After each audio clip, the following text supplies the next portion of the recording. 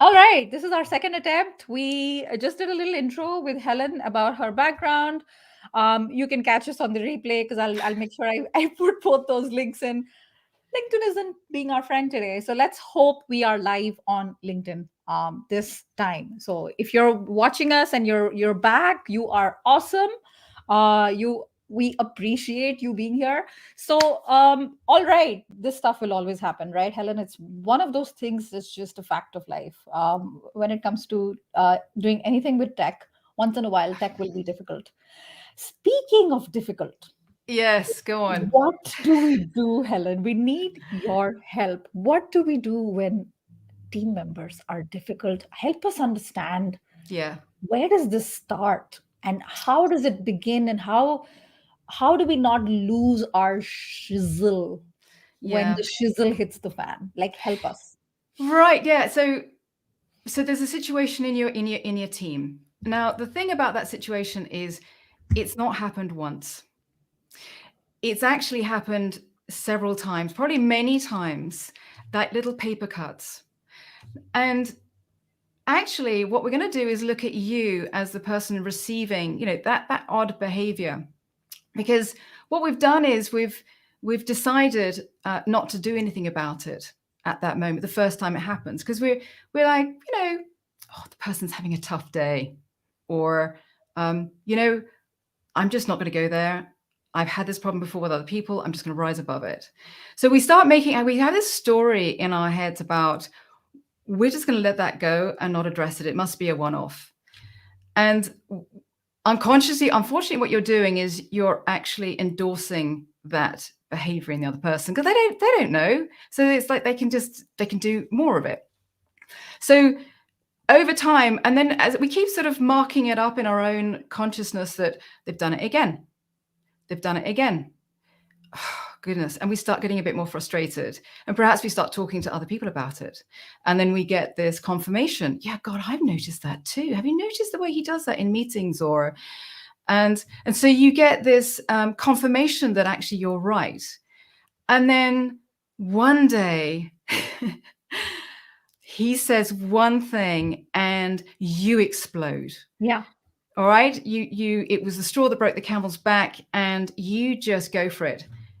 And you know what happens? He turns around and goes, oh my God, she's highly emotional. What's wrong with her? Or what's wrong with him? Wow, where did that come from? And then you also, because you've just done something you didn't want to do, because you've been holding it back and holding it back, and you wanted to rise above it, you wanted to turn the other cheek. Yeah. You've been taught to be respectful. You actually did the one thing that you really didn't want to do, which is you lost it, and you came across as this uncontrollable emotional wreck. And so you kind of lose credibility. And so, yeah, that's generally what the point being is. It's not happened once. You've actually probably been part of that journey of that other person's behavior by letting it happen and not saying to the other person the impact it's having on you. Yeah. And you're very right, Helen. At those little things, they add up, right? Mm-hmm. So today we're getting all ready to have such an important topic. Yes, Risto, LinkedIn Live is not behaving with us. So yeah, if it were to happen every single time, I would have an issue and complain to LinkedIn and completely explode. So that straw that breaks the camel's back. So what you're saying is, don't blame the straw, right? It's something that needs to be addressed and sort of nipped in the bud, so to speak, which is more restitutive. It's more sort of going back. You can do things differently. But now let's talk about, Helen, what do we do? we're in Now, that we're in that now, we're right there. The boss gives a lot of workload, but for some reason a lot of it comes on my shoulders because the others aren't carrying their share, right. or so many, It's so many, Sonal. things, how people talk. It's not what they say, it's how they say it, intonation, all of that. So how It do is. we start thinking about it? How do we start thinking about it? And I think there are so many different reasons why this happens, and we can boil it down to So let's look at a few things. So what we all want, there's a couple of drivers happening all the time in us. So we are wanting to feel safe Yes. in a work environment, and we want status. The third one is we want sex, but and maybe that is relevant. I'm just throwing it in there because it's kind of the three drivers that are going in there. So when we don't say anything, we want to be safe. When we and then when people are actually quite sort of taking their place, they're feeling very safe, and actually what they want is status, to keep their status. So one thing you've just mentioned is, so that's one driver. The other driver is we've got certain values that we believe in and that we've been educated into us. Now, it's something I believe that they're not necessarily our values, but they're the principles that we live by. And so it could be that you've been brought up to be quite respectful, and which means calm and quiet in a conversation. Yeah. Or perhaps you are very diplomatic, that you must speak in a way that isn't confrontational. All right. So what's actually happened is you've demonized, you've tried to separate yourself from being direct, because direct in your life is blunt, and blunt is unacceptable. And, in my culture or whatever, I can't be. So when you've got someone who is direct and someone who's diplomatic having a conversation with each other, the direct person, he or she wants to be honest, wants the message, doesn't want to, it doesn't want to give you any illusion that they're lying. So they deliver the information, but they deliver it in such a way that it can be seen as a punch in the face to the other person. So the diplomatic person goes, oh my God, they're so rude. And so the tension is already there, not because anybody said anything wrong, and nobody went into that conversation to create tension. It's the way they interpreted that, the way they were being spoken to. So in fact, it comes back to us going, is this person really out to get me? Or maybe I should be a little bit more curious to what's important to them. So say that you have an ongoing problem with a colleague. The best thing to do is to take a deep breath and actually start to be curious about that other person, take them out for a coffee, really build a connection. That's so hard, Ellen. Ellen, that's hard because, okay, take a deep breath, get curious. My inner voice is saying, but I'm not curious. I know they are just awful. You know what I mean? Because my interpretation, you're absolutely right. The interpretation is the one that needs more work. How do we get curious? One sec, you got muted. I don't know why. Maybe that happened automatically. Maybe just There we go. Okay. Yeah. How do we get curious? Curious. No, so well, look, you don't have to get curious, but then just expect everything to go on as it does. So What choice do we have? You don't have to do anything, but you will then carry on having the same conversation that you and the same tension between the two. So, well, first of all, you can actually start listening to what the person's saying. You can ask, if you feel that you've misunderstood the person, you can actually ask for clarification. Or you can just recap saying, so have I understood you correctly that this is what you're asking me to do? And listen to what they say, because they might go, oh gosh, no, that's not what I meant at all. Oh, I'm sorry, is that how I came across? I'm sorry, I can be a bit blunt at times. No, what I was saying was, it was just a suggestion. Perhaps we could do X, Y, and Z. So the first thing I would do is, if you don't want to get curious, in terms of just double check with the other person in the moment. Did I understand you correctly? Is this what you're saying to me? And really listen to what they have to say. And what else can you do? Well, don't take it personally for a start. I think that's a really difficult one to do, which is, this person, I guarantee you, has not got up he's not got out of bed, or she's not got out of bed in the morning and went, how can I make that woman's life miserable? Hmm. We are way As much as we think, it's not the case. we are so much more selfish and Yes. self-obsessed Yes. than and and the other thing is that people, apart from you and I this morning, people generally don't go into work and go, how can I make a complete arse of myself today? Clearly we did, but that's so it's really what I'm asking people to do is, and it's something that I do when I'm in a stressful situation. Now, I know, Sonal, you don't quite believe in this, but when I can hear the conversation taking place, I can feel the tension building in my stomach. I actually do this thing called box breathing. It's the only thing I can think of. So it's you breathe in for 4 seconds, you breathe out you hold it for 4 seconds, and you breathe out for 4 seconds, and you hold it for 4 seconds. Why is that really important? Literally, it's a biological thing. You're trying to slow down your adrenaline flooding and the cortisol flooding your extremities. Yes. Because when you are wired and fired up by someone's behavior, you're moving into fight flight. Yes. So either you want to run away or you want to actually respond and attack. And so what I often do is I just focus on the breathing while I'm listening, and just to literally try and reduce down as much adrenaline, because adrenaline and cortisol actually stop you from thinking straight. Huh?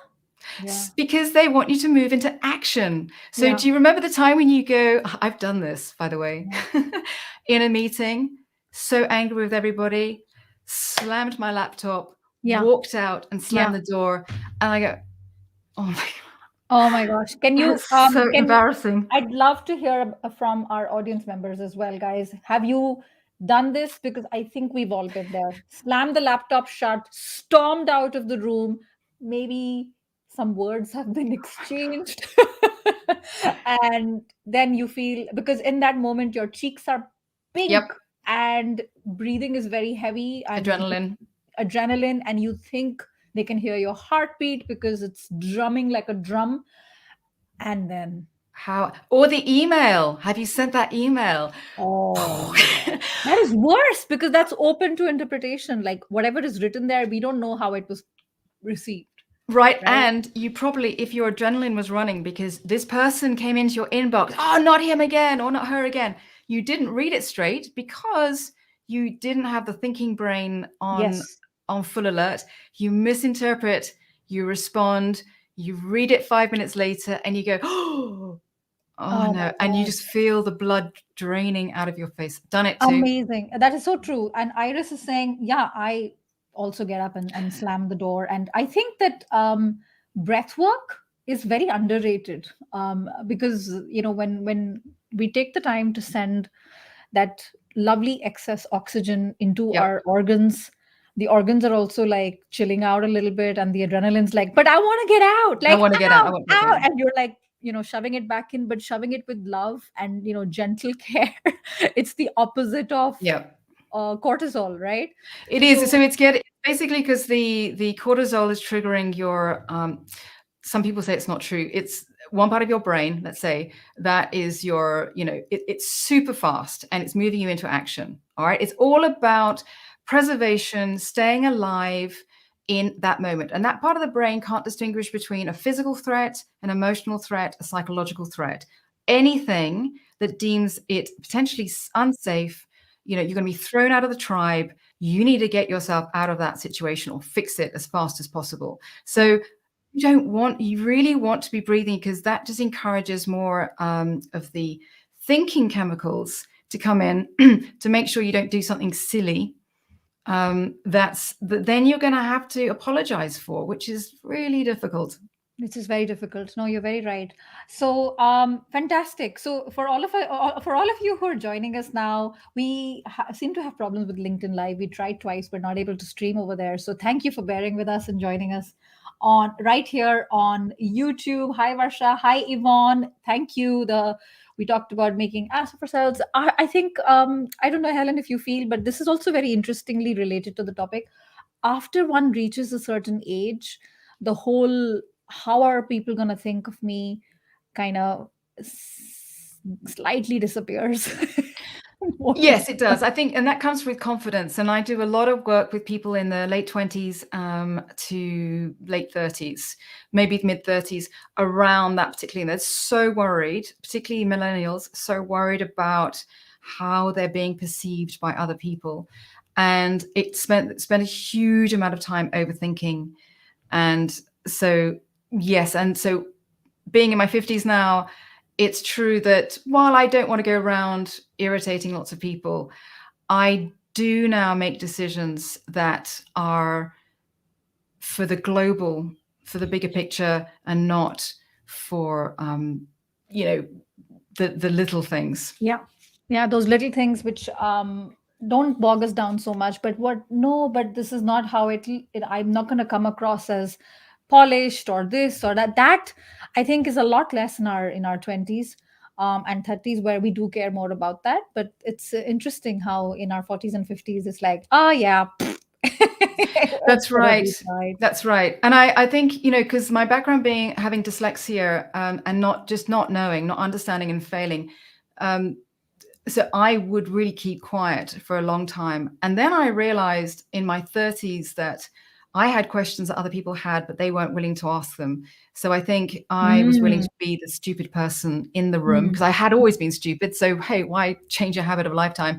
So I got practiced asking the stupid questions, which you could see everyone else going, oh, thank goodness she Thank asked God it. somebody asked, Oh my because I God. didn't understand a word of what she said. Yes. I used to be that person in school as well, because otherwise it's like I don't want to fail my exam.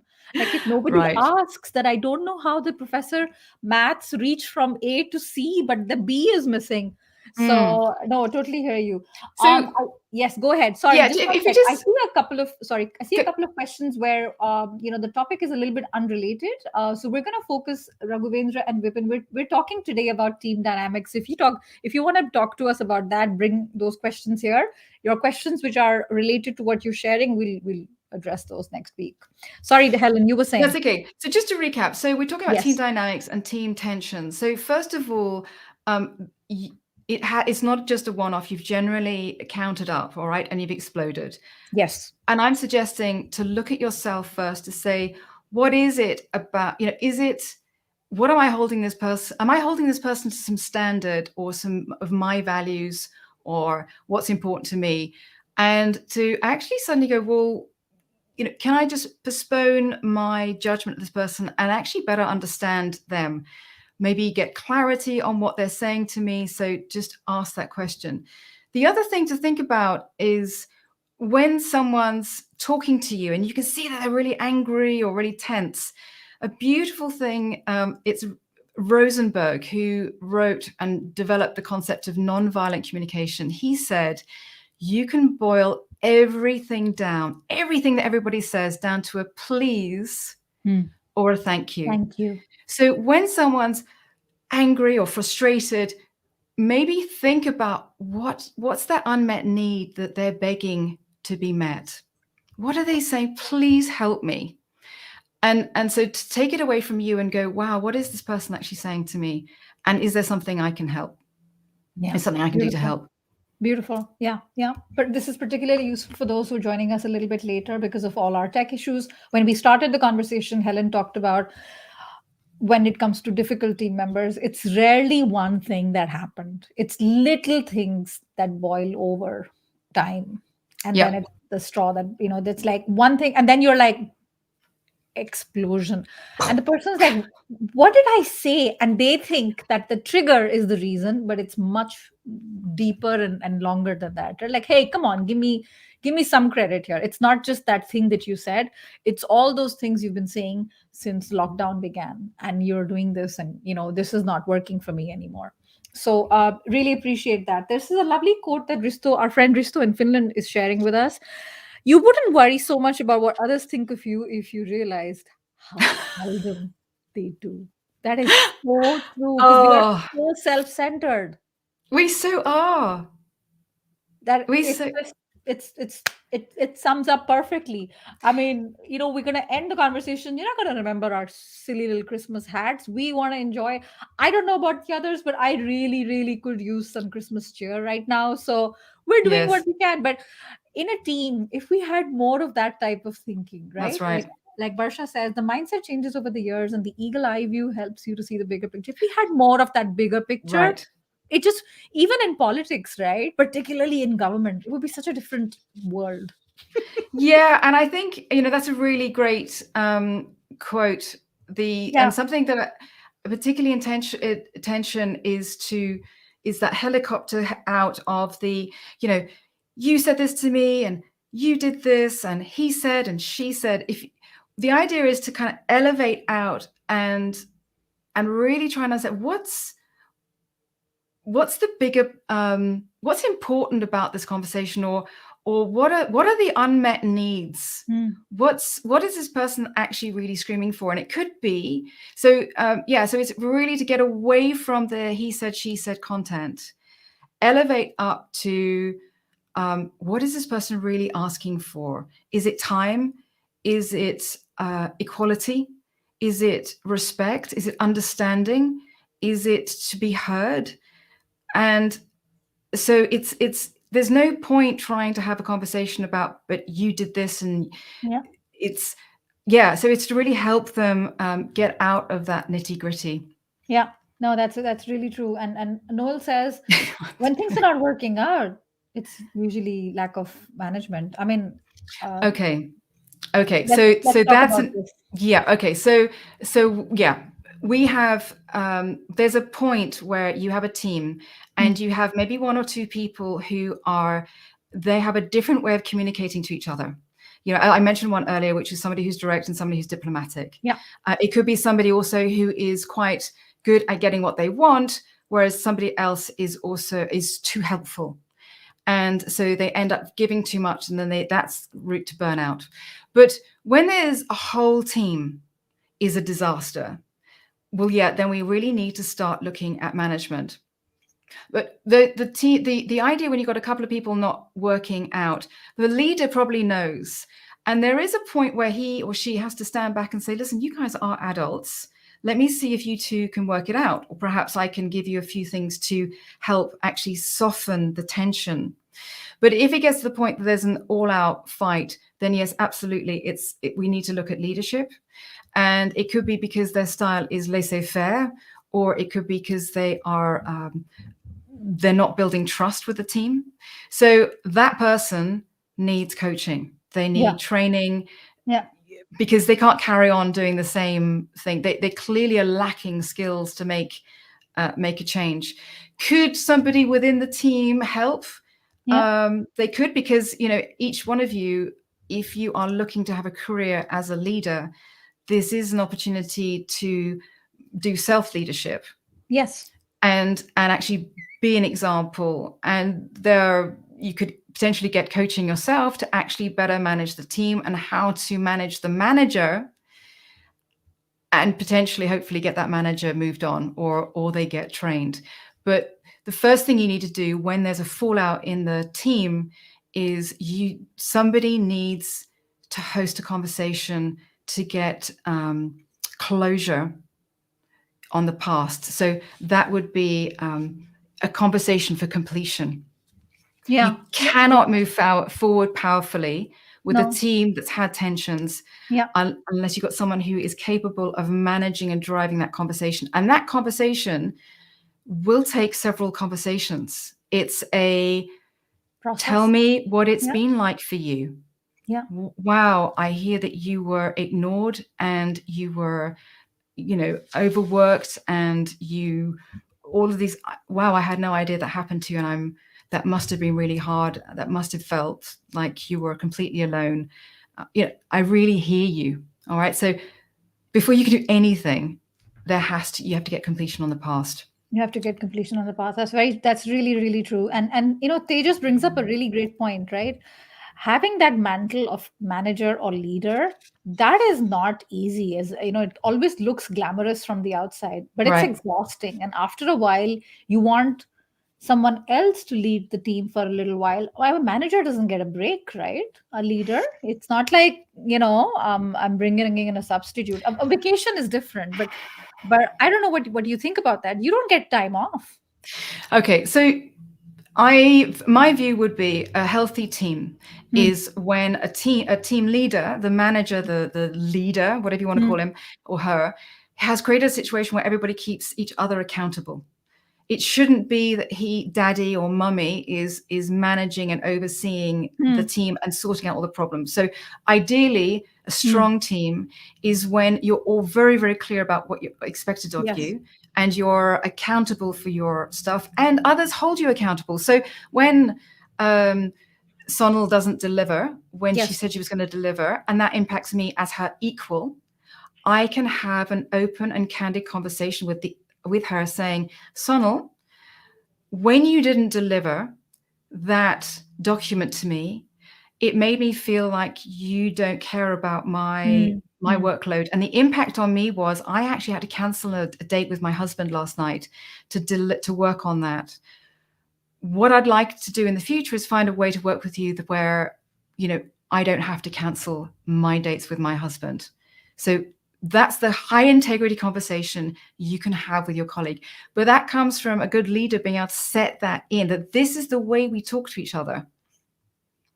So That's yeah. that's what I mean.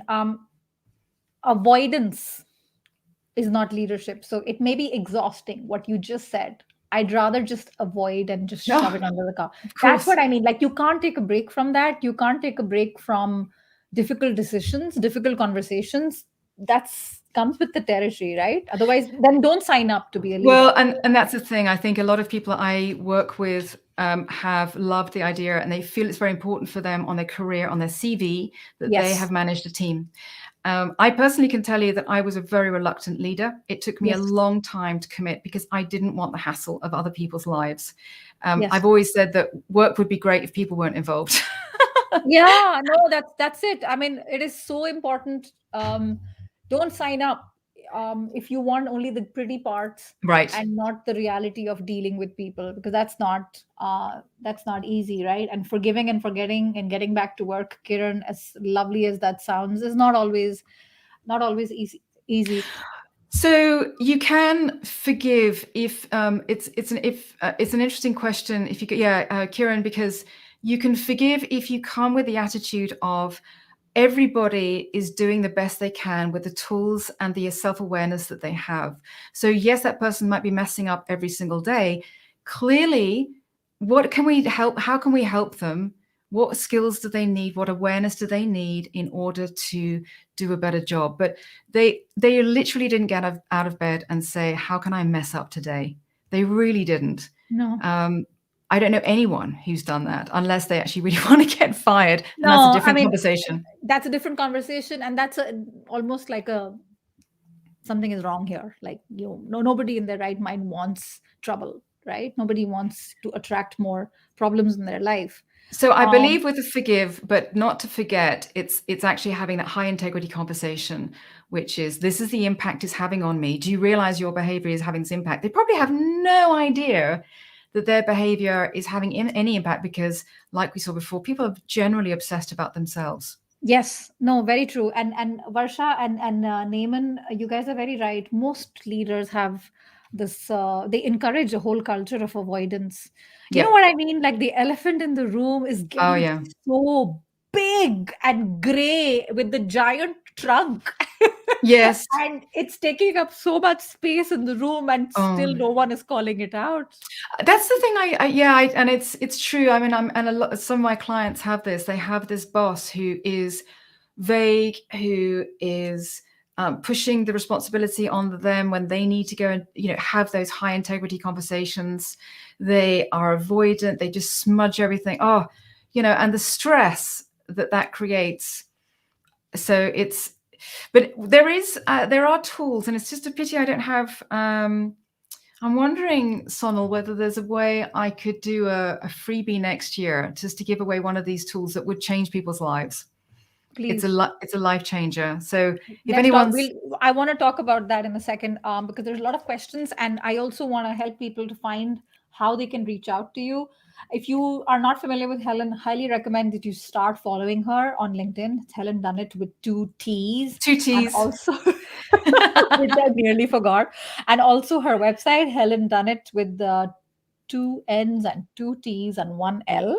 And fantastic. I love that everyone here is so involved. You guys are amazing. And Arif has a question about persuading someone to get a job done.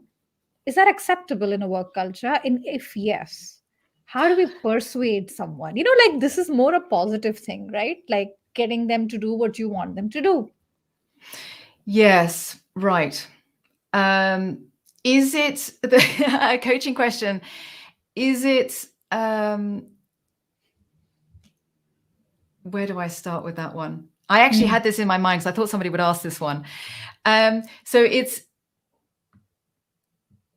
well, I think that the question is, why are you having to persuade somebody? Is it because it's outside their job scope?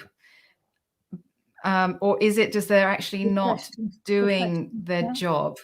If they're not doing their job, then that conversation around you not doing this is how it makes me feel, and the impact on me is X, Y, and Z. What I'd like to do is find a way that we can work together where you feel respected and I feel respected. I mean, that is potentially a format. Okay. I think Arif come back to us on this because this is an important question, which is a follow up from what you're saying. Okay. Why does that person need persuading in the first place? Why do they need it? Maybe help us understand that better, Yes. because your response, Helen, to that would vary according to what Arif So shares. why do they need persuading? Well, they're not convinced, and they also probably are in a culture where they have said, "Yes, I'll I'll absolutely do that for you. I'm just not interested. I'm bored. Don't like the job. Not interested." So they are in a culture where they're just compliant, and no one has enrolled them. Yeah. They don't see the point of the impact, why they need to do this thing. Yeah. Where does it fit into the bigger picture? So you probably want to have a conversation to their background conversation. All right, so we've all got this nasty background conversation running all the time, like, Yes. what the hell is she doing wearing that color combination? Look at that woman with the hair, and what are those books in the background, right? Mm. Or, oh my Mm. god, another blonde on the screen. So you've probably got some sort of bitchy ongoing background conversation in your head, right? We all Yeah. have it all the Yes. time. Yes. Now, if you can address that other person's background conversation more powerfully than they are saying it to themselves, they will come towards you. For example, it sounds like, let's say it's his name is Arnaud.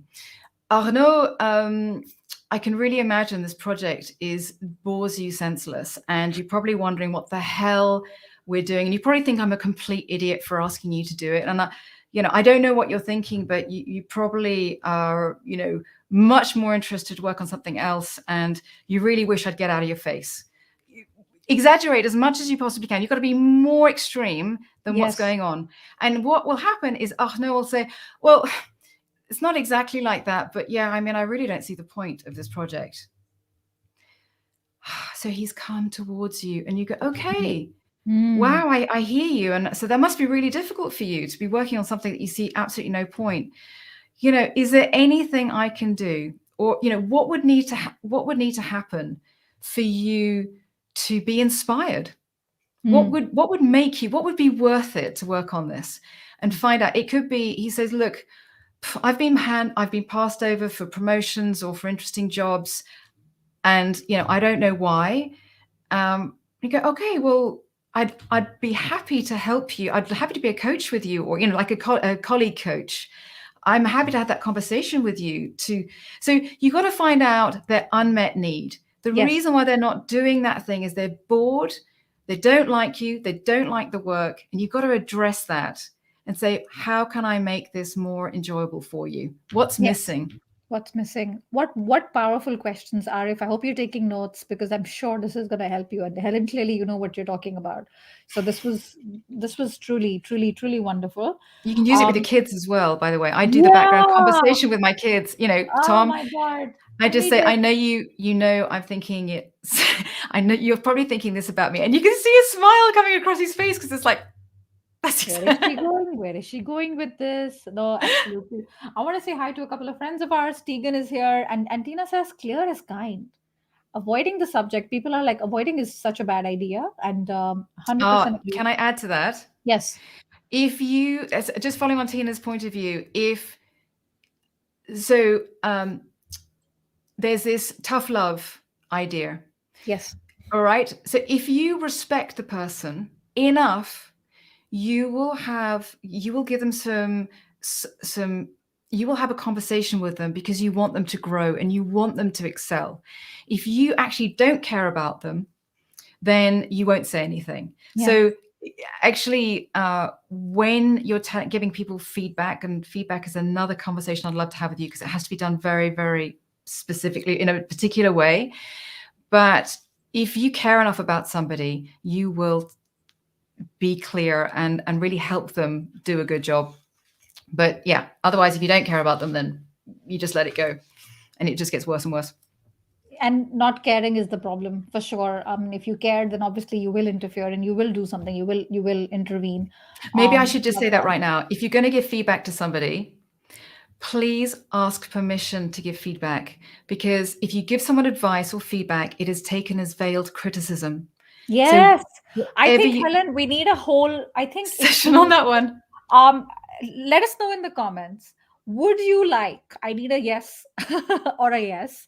Would you like a whole session on the art and science of giving feedback with the one and only Helen Dunnett? Say yes or say heck yes. Put it in the comments. I want to know what the answer will be. And speaking of which, because that is such a rich one, Helen, it Oh doesn't my feel fair goodness. to just put it in a sentence and then leave it. Okay, but I And do just want to say that if yes, this the only thing you take away from this conversation in anything with your family, with your work colleagues, please start asking permission. It doesn't matter whether they're junior to you or not. yeah, It's a point of respect, and everybody wants to be respected at work and to be heard, and it's fair. If you ask permission, may I, I've noticed something. Would you be open to some feedback? And yes. if they say no, walk away. Don't take it personally. They never say no. And hold yourself, like, just, if they Walk say away. no, Okay. just don't get tempted to, but it's just gonna take a second. Right. Don't No, fall for that, no, because that's it's like, giving us relief to get it off our chest, but it's yeah. not about us, it's about them. It's not about that. It's not about us. Absolutely. And there's a whole, yeah. And that attitude of so the other thing is in a tensions in a work situation is people ask questions all the time. Would you be okay to go and would you be okay to join me in this meeting this afternoon? Actually, that's an order, but was vague. And so if you really actually wanted that person, you have to ask her, I wish for you to attend that meeting this afternoon. I request that you attend that meeting this afternoon. If you're asking a question, you have to allow the other person fully to show up and say no. Yes, And then you get into a conversation around, okay, what would have to happen for you to show up in that meeting this afternoon? Well, I would have to be relieved of this project or whatever. yes. But most of the time we go through life basically asking questions, but we're giving orders. My Not husband does this all the time. Oh my God. Let's not even go there because we're going to open up a Pandora's box. Anyone who's with a spouse or, living with someone, we know. We know. And I saw this very interesting tool, which I think will also help our some of our marital status, which is that if we want to resolve a conflict, rather than say when you do, we must say when this happens. How true is it with respect to making someone realize about their responsibility or ownership? So it's less about like that accusational Yeah. thing coming up. What do you think So about this? well, I actually used the expression earlier. So Arif, I totally hear you. And my husband would say, he talks about the I feel X. I Now, feel it. Yeah, yeah, yeah. I have, I thought about this before the call, and I specifically said, when you do, it's your Yes. behavior. It's not you're an idiot or Yes. you're a selfish person. When you do this behavior, this is the impact it has on me. And I actually think in the heat of the moment, it's very difficult to think anything, to think even more broadly than that. And I think if you're not specific, if you say when this happens, some people are not even aware that they're doing what they're doing. So I actually prefer to be a little bit sharper. Some people would disagree with me, but it's what I do. Mm, When you do X, this is what happens to me. And I actually had this conversation with a CEO recently. We were mm. having a conversation that didn't go very well because I didn't understand what he was saying about a certain policy he had around COVID. And I kept asking the same question. He kept giving me all these different answers. And he got more intense. Then he started kind of half shouting. And then he turned to me and said, "This is a stupid conversation. I don't know why we're even having it." He was using Oh, intimidation tactics on me. So I took a deep breath and went quiet. And I can tell you what my background, I won't tell you what my background it's not conversation easy was. to follow that advice, huh, Helen? Take a deep breath, 4 seconds in, 4 seconds out. So we went quiet and he went, he was because he was angry and we were just sitting there. So I took a deep breath and had a lot of nasty stuff running in my head. And I thought, okay, but so coaching tools. And so I said, I literally then addressed so when you, when you, you know, when you, so actually what I first thing I said was, I talked about his background conversation. Look, I get that I'm sounding like a real idiot right now. I can see that you're really frustrated with me and these questions. Yeah, I don't know why we're having it. I said, but the impact it's having is that I'm now not wanting to carry on having future conversations with you. And Mm, I I'm not sure that's actually what you want either. mm, So I said, because I'm feeling intimidated by and stupid. So, mm. but I still have I said, but I still have unanswered questions. So, um, I said, so I will go away and do my research. And, I so but I think I didn't even say, so what I think I might have said, what I'd like to do is find a way that we can talk to each other without you getting annoyed. So I will do my research. And I left it like that. He then took a deep breath because he realized that Ah. the tactics that he was using, because he does them all the time. Yeah, He uses intimidation tactics. but nobody's called him out, maybe. So I called it, I didn't know, I just said, listen, it's intimidating me. And I Mm. know the impact is I'm not going to be wanting to have conversations with you in the future because I'll be nervous. Yeah, And just that he helped doesn't want him that. take a Yeah, break. yeah. And then he then came back, realigned himself, took him about 5 seconds of silence. And then we started to have a calmer conversation. But Yes, I had made a commitment of what I would do. And I did the next day, literally yes. went out and did my research.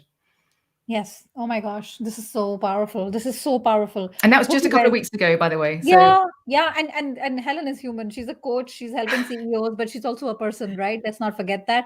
So sometimes, whatever you do for a living, right? Anybody in the audience, whatever you do for a living, taking a taste of your own medicine is never easy. It's always bitter. Like coaching people, mm, and then you got to self coach, self leadership. It's not easy, but it's so rewarding. It's so rewarding. Fantastic. So we've covered so many points. If you guys are joining us late, I highly recommend that you watch the replay. If you're watching the replay, please put in hashtag replay. We talked about little things we can do to start having those difficult conversations, and also the where does that difficulty come from in teams, right? It's usually one or two tensions between people, and then if they are not addressed in time, yep. then they snowball into something rather unpleasant. And Helen, I think we're going to take a last question Oh, here, which sure. is a very interesting one, because we've all been there and we understand it. Kiran says, how do you deal with people who act, the word act nice, right? They are maybe not nice. Let's not get judgmental. We all know who those people are. So they act nice, but in fact, they are not. I so know that. Oh my God, I was in a company that had that, and he seemed like a really nice person.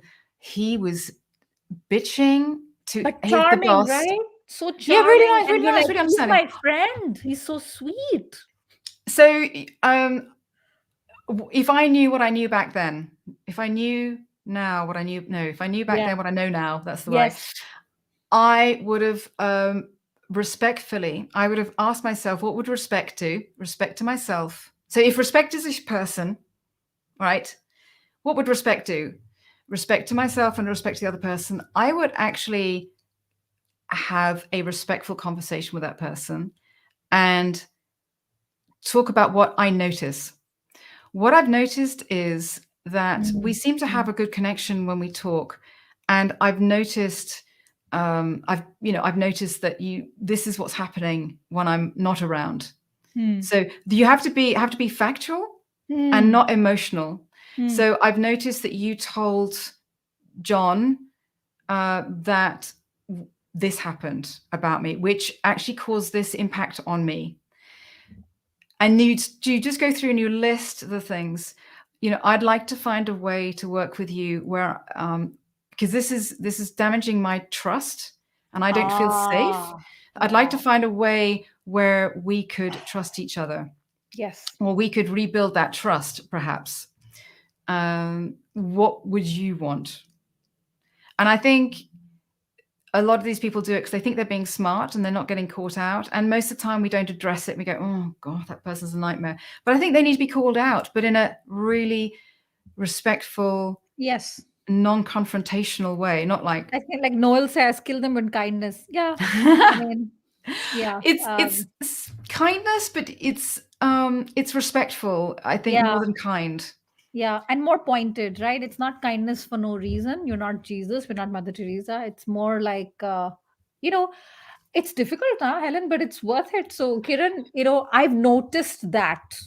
Yeah, I've noticed This this is what behavior. happens one on one with you, but I have heard this. So you're not making any crap up. It's factual. It's going into the logic facts.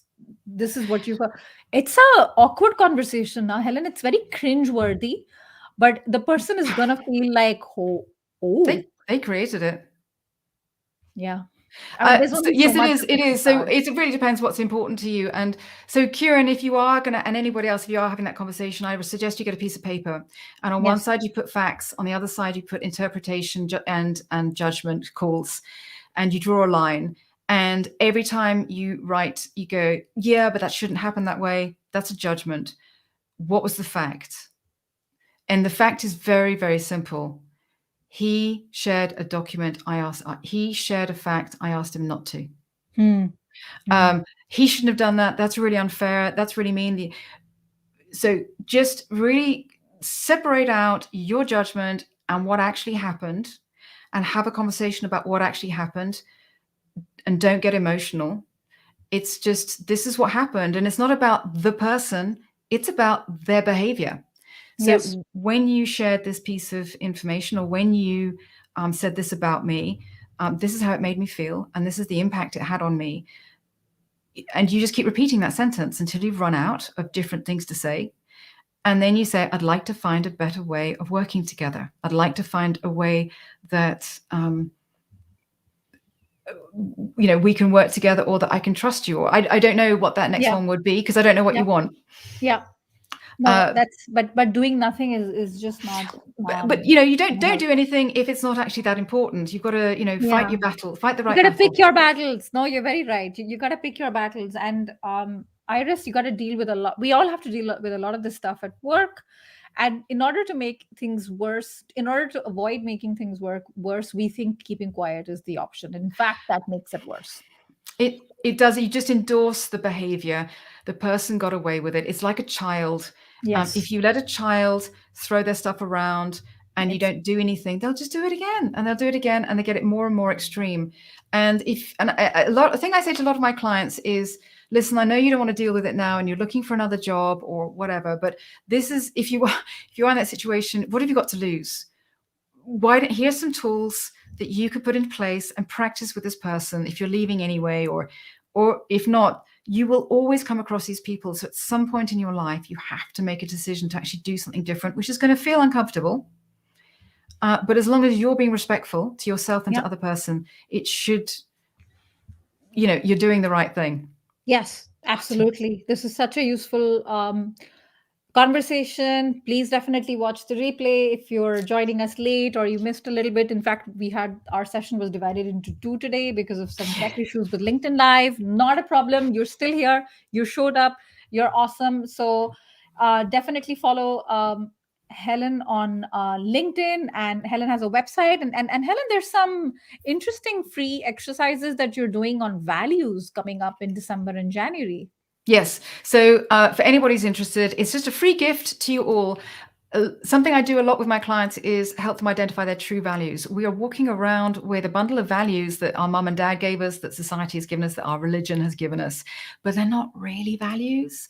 They're kind of rules, and they hold us in a sort of status quo. Hmm. And we also hold other people to them. Hmm. Now, what I'd like to do is to help as many people as possible identify their true values. And this is a great way of how do you make difficult decisions? How do you host difficult conversations? Why am I feeling stuck in my life? What? It helps unblock and it opens you up to new possibilities. It's a beautiful, beautiful exercise. It takes, well, I'm saying 90 minutes. It might be by the time I've done option number 6, I actually get it down to 60 because I've learned how to do it properly with you all. Open session, come and join. And by the end of it, you will walk away with your true values. And Perfect. so please come and join. So Sign that up. details are going to be on your featured section on your profile. Go to my website. It's the homepage right now. It's the homepage on helendunnit.com. So remember, two N's and two T's. 2 T's. Check it out. It's Helen, this is, also, on my go ahead. LinkedIn. It's also on your LinkedIn. Okay, perfect. So check out Helen's LinkedIn profile as well as her website if you want to know more about values, because I can't think of anything very more important than our values, because those are not negotiable, right? Those are some things that hold us dear, and we don't have to just inherit them blindly Yeah, like traditions. You can that's right. create your own and follow your own, and they have a certain meaning for you than they do for your friends or even your own immediate family members. Helen, this has been so helpful. Thank you so much Oh, it's been for. great fun. It's Oh great my fun. gosh, and you're such a good sport with all the little hoops we had to jump through with our Oh, that's LinkedIn okay. deck. Fantastic. So I also want to just have a quick reminder to everybody. Yes. So thank you for being here today. The resume course is only up for 1 more hour at the price that is there. Go to my website; it's in there. If you're interested, go and sign up, and then after that it's going to go up at a higher price, and the personalized resume audit will be gone. And join me next week, which will be 99 weeks, and it happens to be my birthday. Oh, And we're gonna have, if you're around, join me. I'm gonna put on a ridiculous party hat, and we're gonna celebrate my birthday, and I'm gonna turn 43. I think we live in a culture where we are kind of embarrassed and ashamed of getting older. I want to celebrate getting older. I want us to all talk about our age and talk about things we do when we're older, if we have more confidence, more surety of in ourselves. And I'm going to also like take examples of famous people who actually nobody knew about before they got older in their 40s and 50s, and celebrate age. So if you are interested in that, join me at the same time next week on Supercharge Fridays. Thank you once again, Helen. This was a joy, and you're amazing. And thank you, everybody, for joining us. And see you thanks next week. all. Thank you.